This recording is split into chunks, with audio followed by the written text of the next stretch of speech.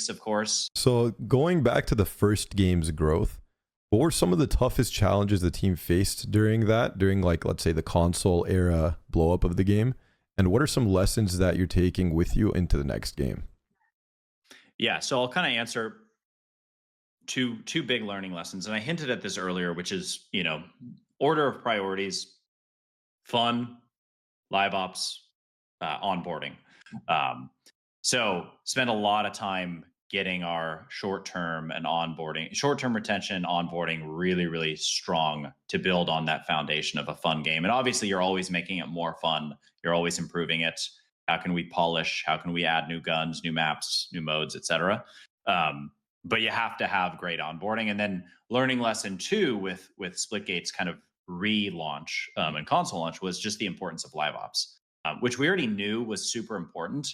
And there's not a whole lot we could have done about it because when you're a team of 15 or so people, you just can't keep up.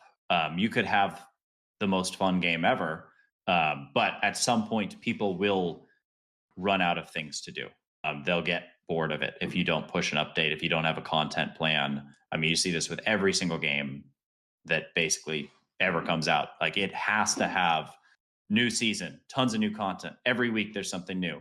And so that was a huge learning lesson with Splitgate 1 that I think has really prepared us to have an amazing launch and just grow through our launch with Splitgate 2, because I don't want to go through that pain again. I think you see it with a lot of the recent shooters. I mean, there's not a ton of examples, but the Finals, X Defiant, right? Kind of two of the recent free-to-play shooters that had a big launch and fun games, right? But started to bleed players.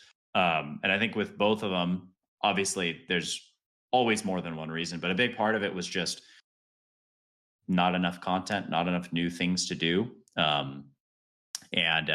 Anyway, so I'd say that was a huge learning lesson for us that I've just, it's been my obsession for the last couple of years to make sure that that doesn't happen again and that we have the best live ops experience of any game out there. And I'll just say, I think gamers are ready for something new. I mean, it gives me a lot of confidence. Like, they want a new shooter. They want to try it at least, right? And then it's on us to make sure, hey, if we can deliver a great new shooter, which we will, and also the rest of the missing pieces that you need to sustain and grow, I think we're in a great spot to do that. But that's the hard challenge that most games haven't figured out yet because they haven't gone through that personal pain that I have, so that we have.